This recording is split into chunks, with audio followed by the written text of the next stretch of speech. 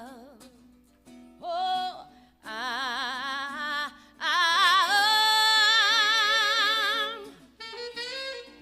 I'm gonna love you, yes I will.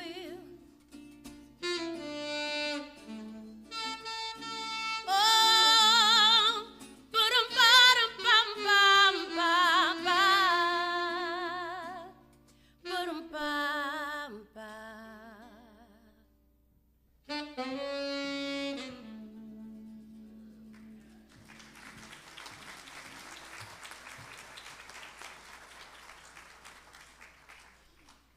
Rick Marcel on guitar, Kyle Turner on sax.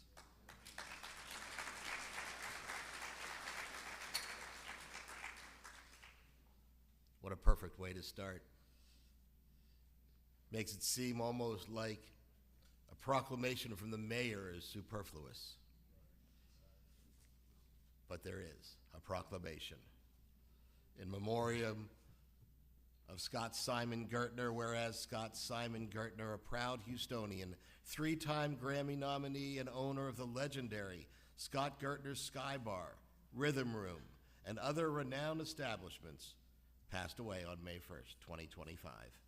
His legacy in Houston's live music and entertainment scene will fondly be remembered by many, and whereas Gertner began his musical journey at the age of 4, quickly expanding his talents to include the guitar and eventually forming his own band, he was an esteemed alumnus of Houston's highly regarded High School for the Performing and Visual Arts, HSPVA, and became an iconic figure in the city's musical and cultural landscape.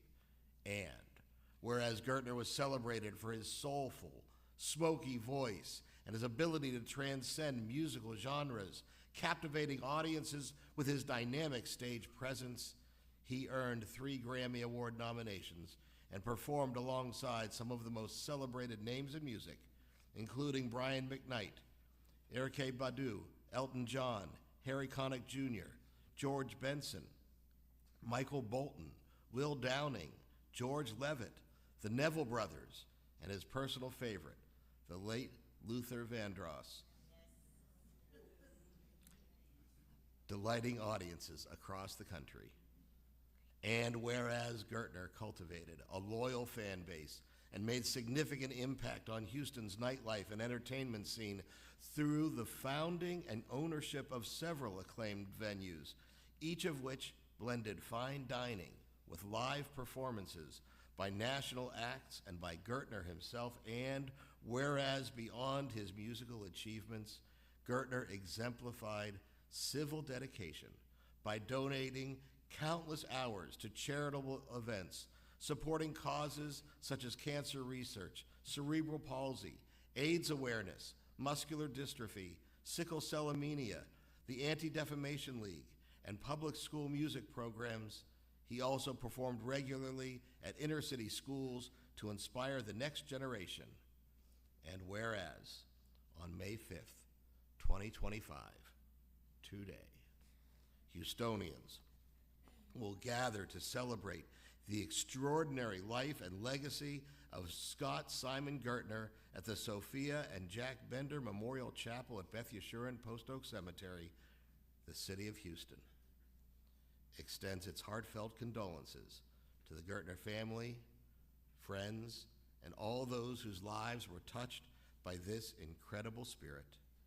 He was a treasured son of Houston, and his legacy of music, entertainment, and cultural enrichment will be dearly missed throughout the Bayou City and beyond.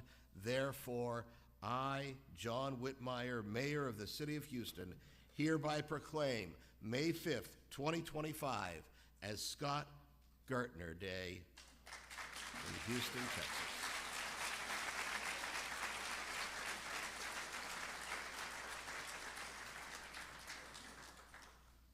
A few moments before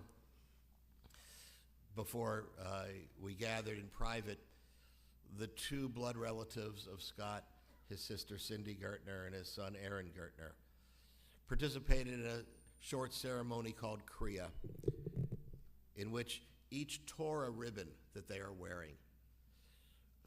We believe this tradition started with our ancestor Jacob, who, when he thought his son Joseph had been killed, tore his own clothes in an emotional moment. And what that emotion was can't be defined. And so today, Cindy and Aaron wear a ribbon that is torn because Scott is connected to you, but also torn away. Our response in the Jewish tradition to loss is prayer. And one of the most common prayers, familiar, very familiar to Jewish people and Christian people alike, is the 23rd Psalm attributed to King David.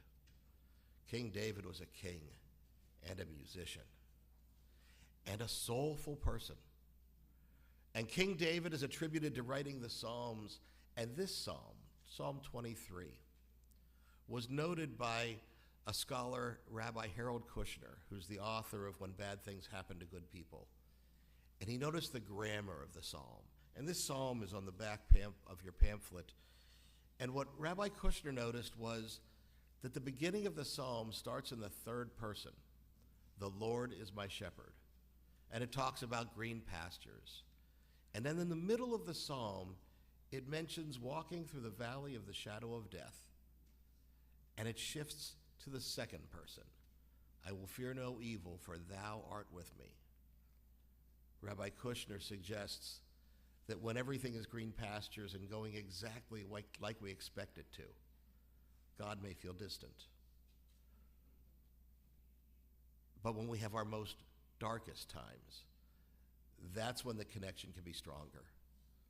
And I dare say that a connection to God, the Holy One, whatever name you choose, is a connection with your fellow human being. For each of us has a spark of God inside of us, and that's something that Scott Gertner recognized. Those of you who'd like to join in, it's written here on the pamphlet. If you'd like to just listen, that's fine too, but I invite you to recognize the grammar and think about your own connections. The Lord is my shepherd, I shall not want. He maketh me to lie down in green pastures. He leadeth me beside the still waters. He restoreth my soul. He guideth me in straight paths for his name's sake. Yea, though I walk through the valley of the shadow of death, I will fear no evil, for thou art with me. Thy rod and thy staff, they comfort me. Thou preparest a table before me in the presence of mine enemies. Thou hast anointed my head with oil. My cup runneth over. Surely goodness and mercy shall follow me all the days of my life, and I shall dwell in the house of the Lord forever. The other biblical passage I'd like to share has to do with time. And again, this particular passage was made into music by the birds. It's never a good time to say goodbye to a dear one.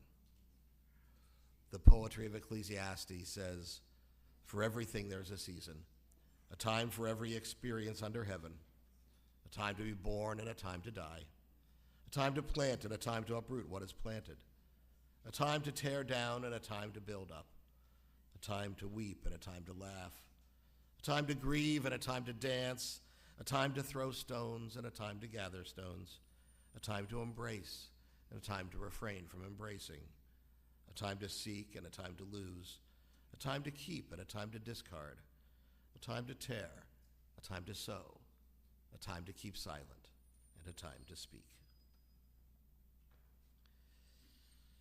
When I met with Cindy and Sylvia and Aaron the other day, I thought about one of the most impressive things about Scott was how he encouraged people and helped people sort of break out of their shell sometimes and become the best they can be. And so this poem I thought was very appropriate. It's called Anew. I always knew that I could be flying to the tallest tree, floating far and soaring high. Yes, I am a butterfly. I spread my wings, the orange glows. I touch a tulip and a rose. They may grow because I'm here, blooming yet another year. I hardly remember when the earth was my only friend, eating dirt, my belly sore, longing still for something more, and so I hid, enveloped in my cocoon, eyes closed, resting, waiting, sleeping, healing, dreaming. Remembering the past while looking ahead, rubbing my eyes, I crawl from my bed. I took a little jump but fell, and thought I slid to a deep dark well, almost unsure of what to do, holding hope that my dream is true. No one can tell me why it takes time to learn to fly, but here I am near the stars, careful not to trip on Mars. And if I fall, I'll rise again, shake my wings and find a friend. 'Cause living life is one big try since I became a butterfly.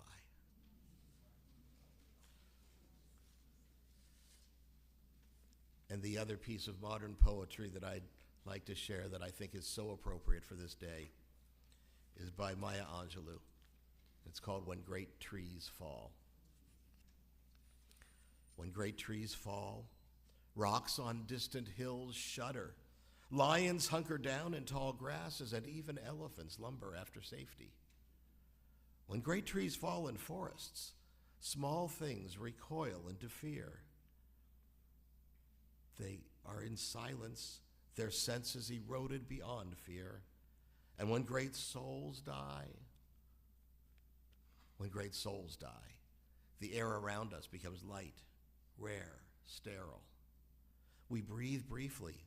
Our eyes briefly see with a hurtful clarity. Our memory suddenly sharpened, gnaws on kind words unsaid, promised walks never taken. Great souls die. Great souls die, and our reality bound to them takes leave of us. Our souls, dependent upon their nurture, now shrink wizened. Our minds, informed and informed by their radiance, fall away. We are not so much maddened as reduced to the unutterable ignorance of dark, cold caves. And when great souls die, after a period, peace blooms, slowly and always irregularly. Spaces fill with a kind of soothing electric vibration. Our senses restored, never to be the same, whisper to us, he existed. He existed. We can be and be better because he existed. Sometime in the future, a date yet planned, there's going to be a true celebration of life at the Rhythm Room, and it will be filled with joyous performers and people celebrating the fun spirit that Scott was. For now, we have a few people who have prepared comments to share with you. The first is a member of the Scott Gertner team, Sylvia Cavazos.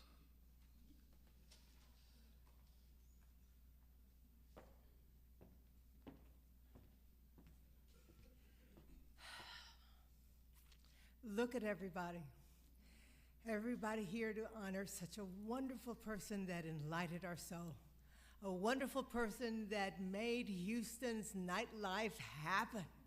I remember when I was a kid and I was working at a radio station, I was doing whatever I was doing there, and I would go every night to go see him at Bird Watchers on Westheimer. I followed him everywhere, and I didn't even know him. And the only thing I used to see was Cindy hanging at the bar. Didn't even know her, but with all her big hair. But I didn't know the Gertner family at all. But I followed everywhere. And he had such charisma. You know he did. You were here. He could take those Luther Vandross songs and he would make it into something you could truly feel right then and there.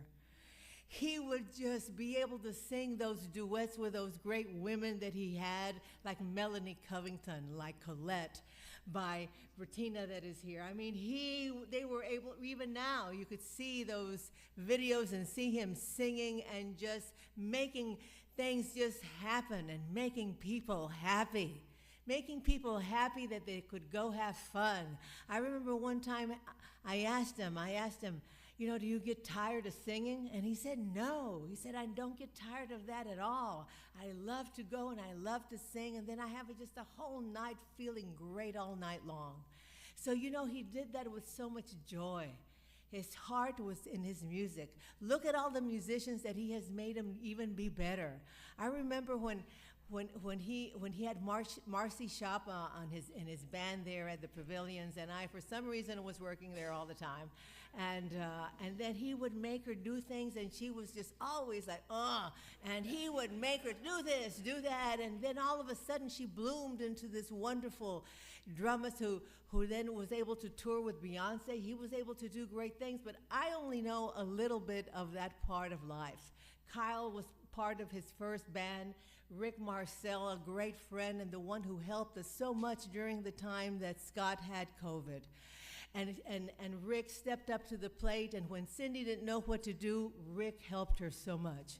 Because, Scott had COVID in 2020. We took him he got into the hospital in November, and we didn't see him again until the end of February. He was in a coma for almost a month. And his sister, who would call him every day, and they would put the iPad, and he told me I never heard anything, but we were there. We were there at 3 p.m. every single day, and Cindy would play his music. Cindy would talk to him. She would have his son Aaron talk on the other side. We were always doing things to wake him up. And finally, when he did wake up, and he was able to be alive, it was one of the biggest blessings. But he then was so, it was so hard to come out of that COVID portion of life and be able to get back the rhythm that he needed. He was able, having that sickness really changed his life. And I don't think that he was able to get to the prime that he was expecting to. And I think that, but during all that time, Cindy took over the rhythm room. Cindy took over, being the manager there and finding the money to run that business. Cindy did that, okay? Cindy did that. Cindy kept that business alive, and you know why? For Scott Gertner. Scott Gertner was, they just had this click. They just knew each other so well, and she learned so much during this time. She knows how to run this business because he taught her. They would talk about all of the people that, that they could hire and what not to do and do this and do that. And, and I was a part of it because, I was part of the team there trying to, help them figure other things out. And we had so many dreams. We were already talking about expanding the business into other places. And we went and traveled so many places to look at all of the nightclubs. We went to New York, and we would go from place to place there. And we went to LA, and we went here, and we went there so he could get motivated after that COVID instance. And so he could find a place. And then we finally, took us 2 years to find the rhythm room. Okay, we looked and looked and looked in this city, and finally we found that place off of Memorial, and he converted it into his place. So then today I want you to feel what Scott Gertner would want you to feel. I put on these little glittery shoes because he would love for me to wear that. He would love for me to wear these things and just be cool, And I know that all of you have felt the same. When you were there, it's what happened in the rhythm room or at the Sky Bar or at Remington's or at the Westin Post Oak or what happened at the Metropole or Bird Watchers. It all stayed there. And you had so much fun. You walked out of there with a smile on your face, and you were just, I love Scott Gertner. So I thank you for loving him. I thank you that you're here for his homecoming, and that I know that the Lord is shining bright on all of us and shining bright on him because he gave us so much. So thank you for being here from the Gertner family. We have so many wonderful people here that have traveled from New York and Connecticut and from Philadelphia to be here, part of the Gertner family. They have been so close to them and the family that lives here. And all of my respect to Aaron. You know, he looks so much like his dad. You know, he is such a wonderful young man, and he loved his dad so much that I just want you to keep him in his prayers and know that he is the legacy. We're keeping on Scott Gertner's Rhythm Room, and so is Cindy Gertner. Cindy Gertner, you know, she's full of rhythm, and she can't wait to do what she has to do, because we're going to keep the Rhythm Room alive for Scott Gertner, because that's what he would want. So thank you all.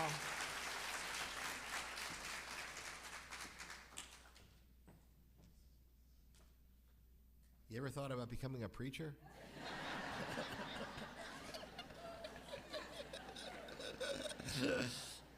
Aaron, stand up so they could all see how much you look like your dad.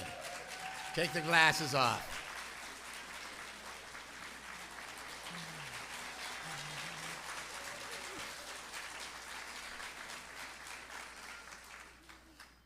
Never call that big man a mini-me.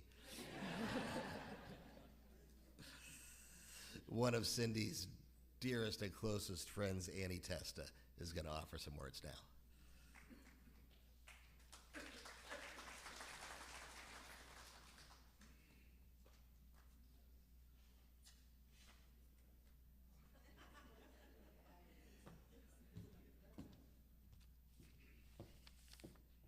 Well, that's a hard act to follow, but I wrote mine down. All right.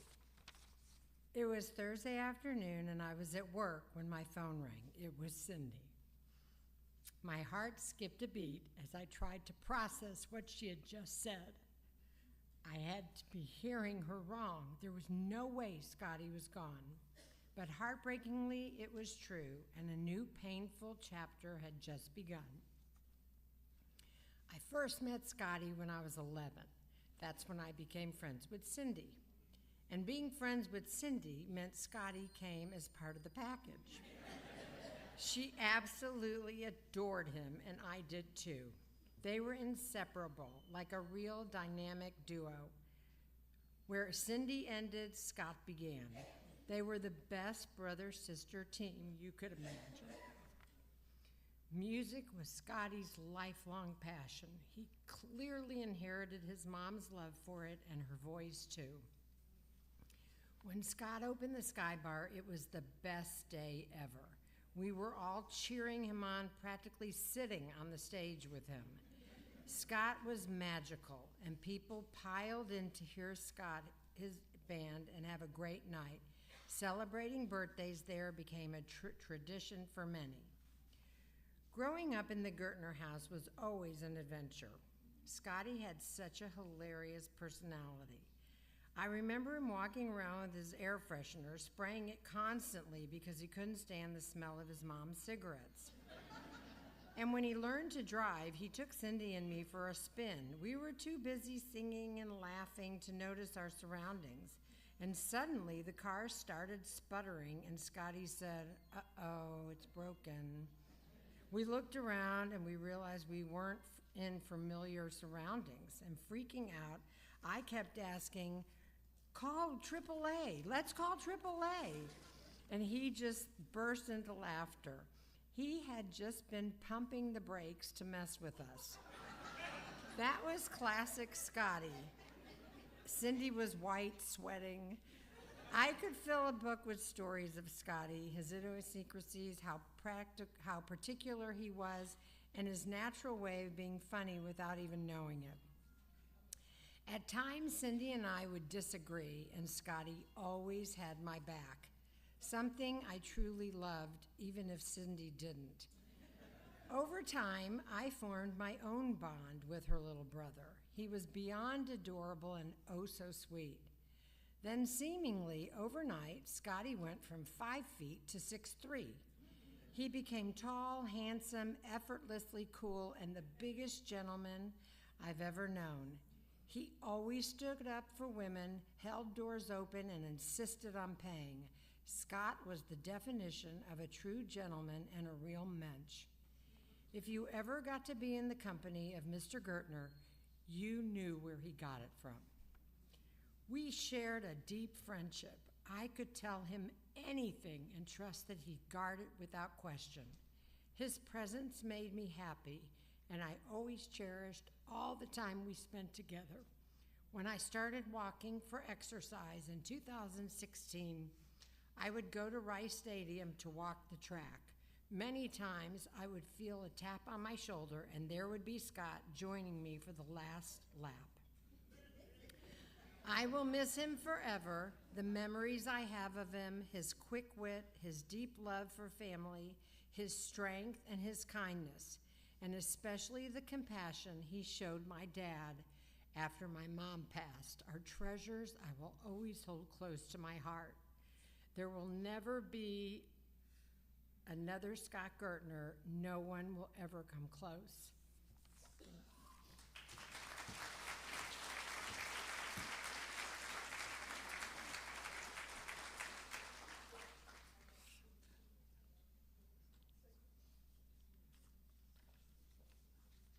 And one of Scott's closest friends, Iola Roberts.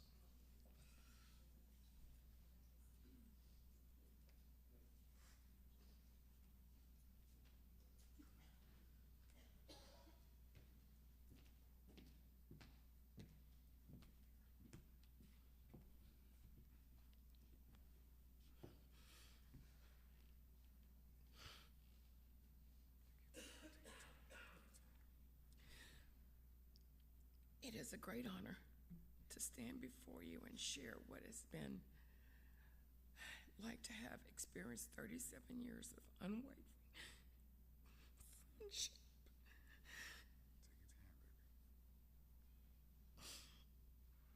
With my dear friend Scott. Scott was like a brother to me. Over the years we traveled, cried, laughed, and shared many memories together. Scott loved to play pranks on his friends. He was a real jokester, loved by many, greatly respected, and highly regarded. I worked for Scott at Cody's in the Village, Sky Bar in the Rhythm Room. I can recall many pleasant moments with Scott.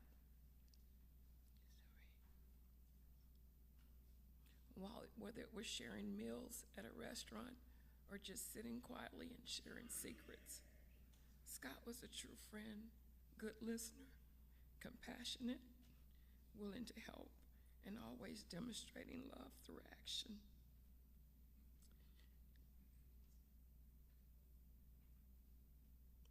I will miss my friend.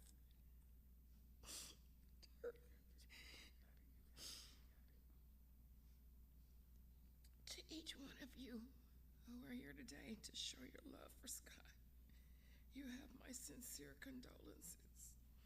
And may God continue to bless, comfort, and keep you and your families. I will always love you, my friend. Thank you.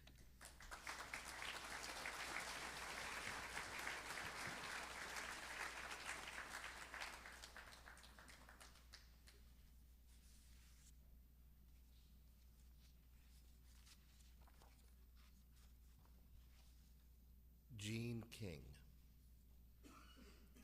Gene King was the stage name of a popular singer in the Catskills in the Borscht Belt area. She was known for her skills as a singer and a performer. She shared the stage with such icons as Buddy Hackett, Ethel Merman, and Lena Horne. She was also the matriarch of a wonderful family. And today, we remember her as Scott Gertner's mother, the woman who first saw his talents and said to him, "Remember, you're telling a story." Scott's life is a story. It's a family story. Of course, his close family, his sister Cindy, her dear friend Sylvia, his son Aaron, and his parents, Jean and David, of blessed memory, and various other many cousins and other relatives. But so many of you know that family didn't stop there for Scott. There were countless people in his life that felt like family because that was the way Scott treated them. He embraced such a wide variety of people. And just look around you. All these people were Scott's brothers and sisters. If you logged on to his Facebook page, you immediately saw more than 2,500 reactions, over 1,000 comments, and almost 800 shares. But it's not just because he was a celebrity. If you read the comments, an infinite number of people spoke of really close relationships. You didn't just think you were part of his inner circle. You were. His cousin, Karen, commented that when you were engaged in conversation with Scott, you knew you had his full attention. He was completely present, she said. He was just a mensch. People knew that he really cared. Casual acquaintances and close friends were treated like stars. A bartender who had seen Scott perform several times showed up at the Sky Bar one random evening years later and got unexpected VIP treatment. Someone mentioned that they recently moved into his building and met him because he offered to help carry boxes into the apartment. A former student from HSPVA, the High School for Visual and Performing Arts, where Scott was one of the first graduating classes, said that when she started at the school in the late 70s, she heard his name every day. Sylvia posted a brief clip of a random night at the club, Scott just funning it up, just having a great time, singing and dancing, bringing people up onto the stage to dance with him. He was known to pass the mic around so others could experience what it was like to be a lead singer for a few moments. He made a big deal about people's birthdays. Sometimes he would pass out little noisemakers so that people in the club could add their own personal percussion. When you watched Scott perform, you weren't an audience member. You were part of the party. Music came naturally to Scott. He played the piano by ear. He picked up a guitar when he was 4 years old, and he would spend hours in the bathroom because that's where he had to have the best acoustics. And even his bar mitzvah speech was about music. Scott's impact on the music scene in Houston cannot be measured. Beyond his skill as a singer and a musician, Scott's greatest talent might have been the way he inspired and encouraged others. Cindy, his sister, business partner, and best friend, spoke about the way he showcased the talents of others. He was a coach.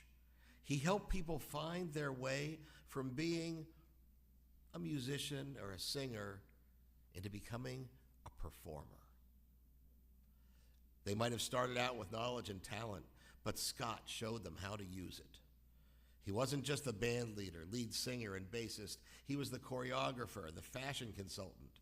He helped people do things they didn't know they could do. And it wasn't just the performers. One of his good friends, Russell Guess, was a bartender at Sky Bar, and he's now a successful music producer of his own. Russell said, "I wouldn't know half the people I know or made the kind of money I made if not for this man. I soaked up so much game from him about music and nightlife, a course more valuable than any class I could have taken. He helped make me who I am." Being part of Scott's team meant you were family. So often, for many, it was a springboard to other career moves. Beyonce was among those who tested her talents at one of his clubs, Cody's at the Village, winning a talent contest before she became the name that everyone knows now. Many other nationally known artists cut their teeth at one of Scott's clubs. He was a trendsetter. Salsa Thursdays was his Gertner invention. Cindy and Scott were true partners in creating the spirit of those clubs, including, of course, the rhythm room, where everyone's going to go every night from now on.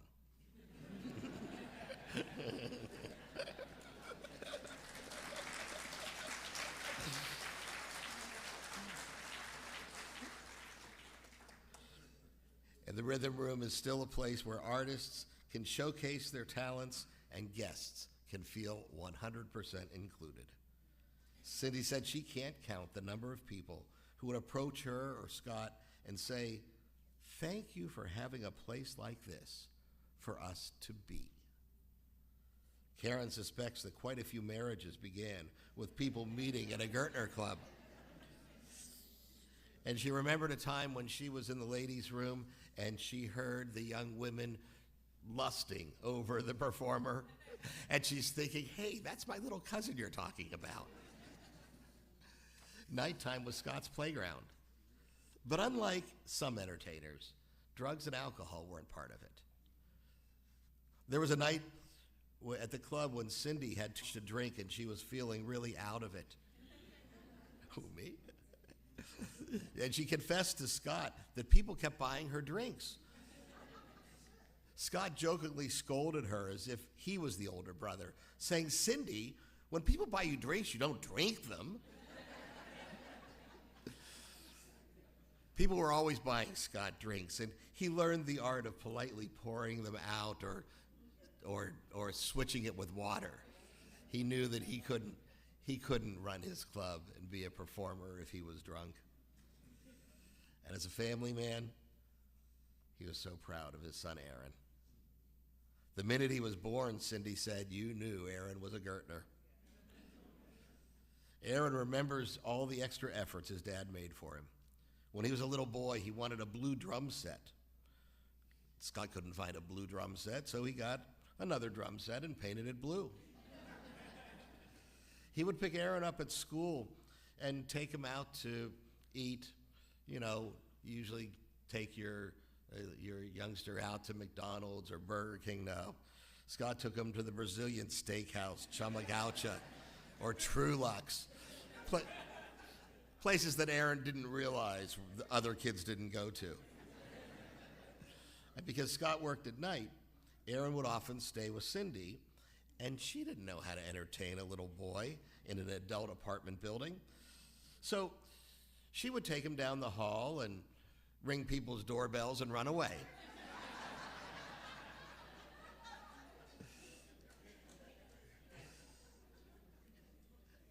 And look at Aaron today, a grown man. You can see a lot of Scott in him. When asked which of Scott's qualities he inherited, Aaron said that he has a strong urge to be helpful, like his dad. He also admired his father's way with words. Aaron said he knew what to say, how to say it, and when to say it. Given this example, it's not surprising that Scott was such a dedicated son. After his mother Jean passed away, Scott made sure his father David had everything he needed. And after 51 years of marriage, one of the things he needed was something to do. So he worked. He worked at Scott's sports bar and the Sky Bar. His title was Dad in Charge. And Scott even moved his father into his building, clearing out another apartment, and David was able to live close to his son until he was almost 102 years old. Jean and David Gertner were the parents who inspired this marvelous artist to inspire others. Cindy Gertner has been his sister, partner, and friend who helped build and maintain a business that makes everyone feel at home to let loose and have fun. His son Aaron has the blessing of carrying on Scott's legacy of kindness. And now, we can all carry that spirit. Everyone who is touched by a song or a smile or a hug or a few words of encouragement, take the power Scott gave you to uplift someone else. And for God's sake, remember to party over here. You gave it your all, Scott. Now rest in peace.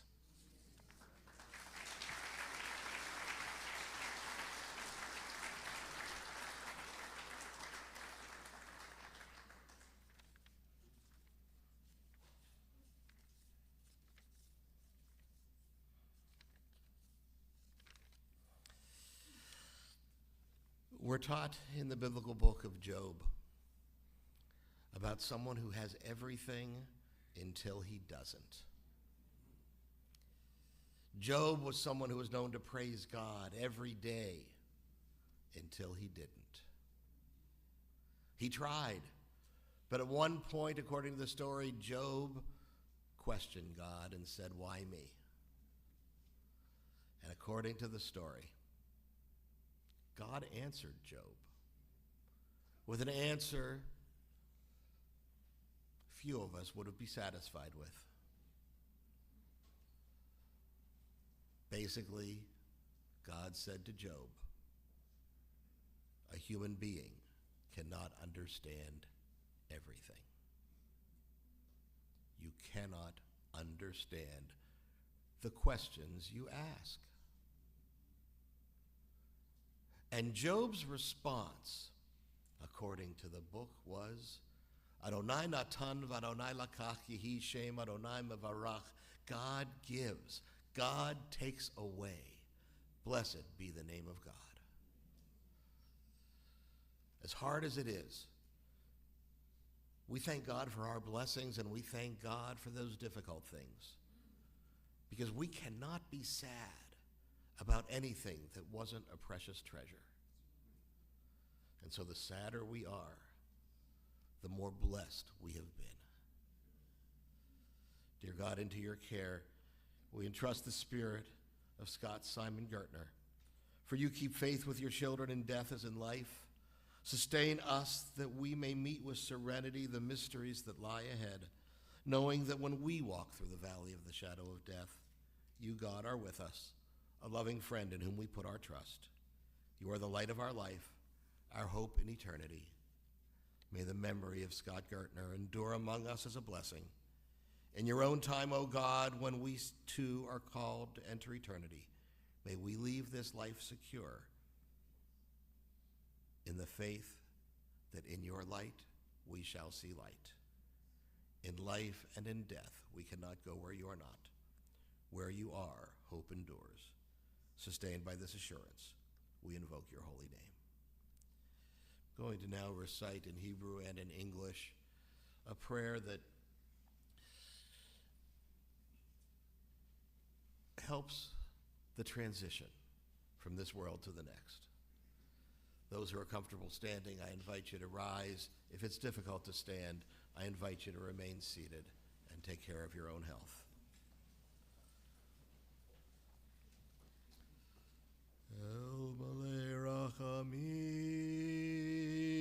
shochein baromim hamtzei menuchuna nachona tachat kanfei hashchina im kedoshim v'tohorim Kizohar harakia mazhirim et nishmad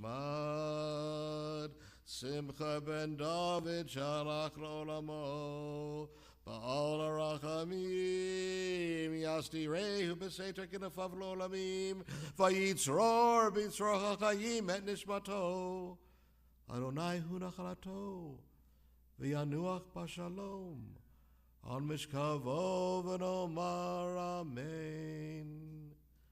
Compassionate God, eternal Spirit of the universe, grant perfect rest in your sheltering presence to Scott Simon Gertner, son of David and Jean, who has entered eternity. O God of mercy, let him find refuge in your eternal presence under the shadow of your wings. Let his soul be bound up in the bond of everlasting life. God is his inheritance. Let him rest in peace.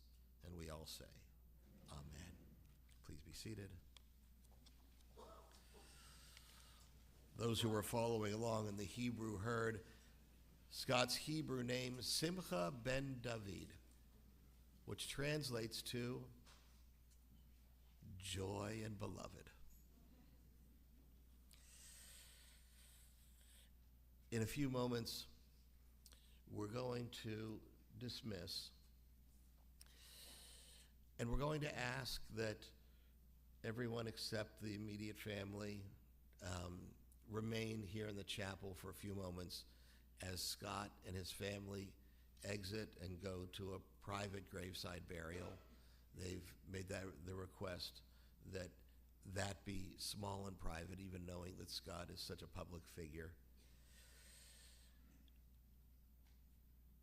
This has been a real tribute and a blessing for us to be here, and I would like for everyone here, except for the immediate family, to repeat the following words. May God console you with all who mourn in Zion and Jerusalem, here and everywhere. We'll be blessed once again. Before that happens, Cindy is also going to share some thoughts. Or just, no? She just wants to thank everybody. You want to do it on the mic? Okay.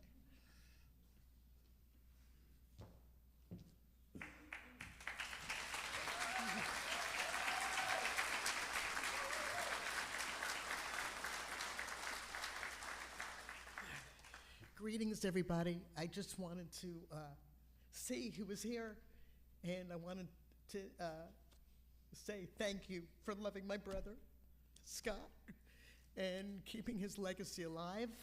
And we're going to continue to party over here for years to come. And thank you very, very, very much for loving him and being here. Thank you.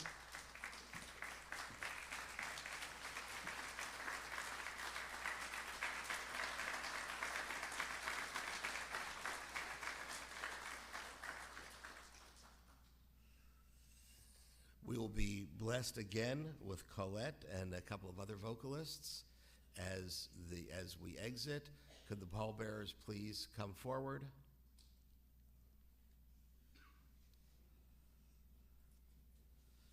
And they are going to be singing one of Scott's favorite songs. I forget the name of it.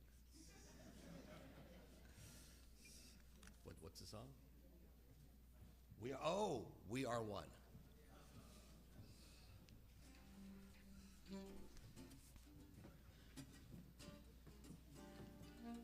Thank you.